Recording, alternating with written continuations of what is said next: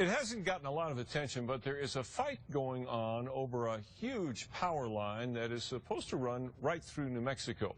The latest proposed route is along the northern edge of the White Sands Missile Range. The Army hates that and says it could actually doom the missile range and its thousands of jobs.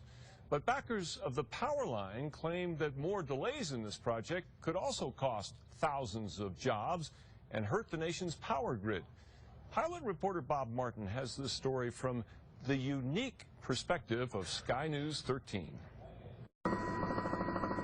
This is the proposed SunZia power line route.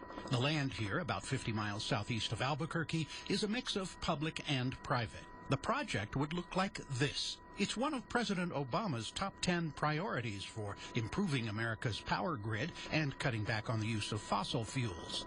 New wind and solar plants planned for eastern New Mexico would send power to Arizona, all creating thousands of construction and maintenance jobs. For 4 years, the BLM has led environmental studies to find a route. This being on the top 10 really motivates us to really do our job, do it really well, but get to a decision point as soon as we can.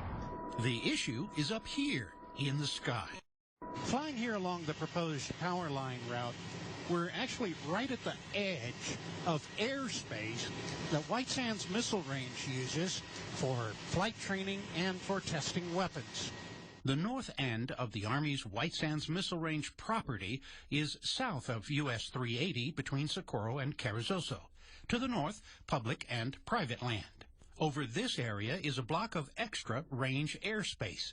The proposed power line borders this airspace from near Corona, north of Gran Quivira National Monument, and dodging the Sevieta Wildlife Refuge. The Defense Department says both the height of the lines and their electronic emissions would hamper some new weapons tests. Simulated enemy missiles would zip across this area at near treetop level, trying to avoid new anti-missile systems.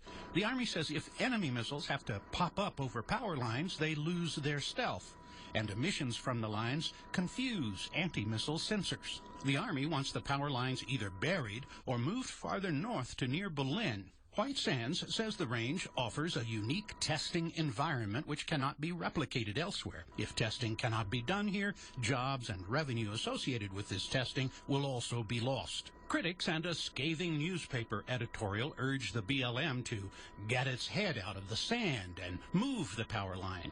Others, like Senator Martin Heinrich, an engineer and former House Armed Services Committee member, feel there is room for compromise. Anywhere in the world, even when I've visited places like Afghanistan, you see these big transmission lines and you have to operate around them.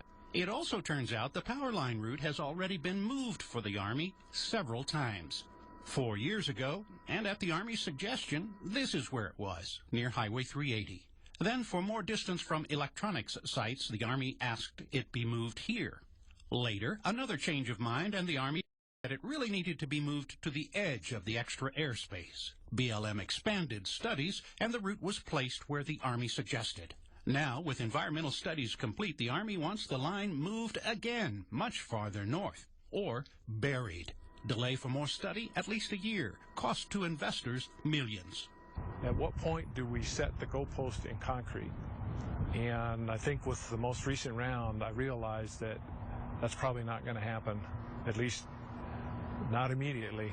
SunZia says burying the massive power lines is not an option, and they might just walk away if delays and costs keep piling up. Supporters worry a dead project would scare off future investors. Our entire state can't remain completely undeveloped. We need to show that we can get transmission built in New Mexico, and we can develop the private sector resources and the jobs. Both the military and the BLM say they believe a compromise can still be found. A final decision is expected by October. In Sky News 13, Bob Martin, near Socorro. SunZia says if a final route is approved, it hopes to have the new power lines up in less than 3 years at a cost of $1.5 billion.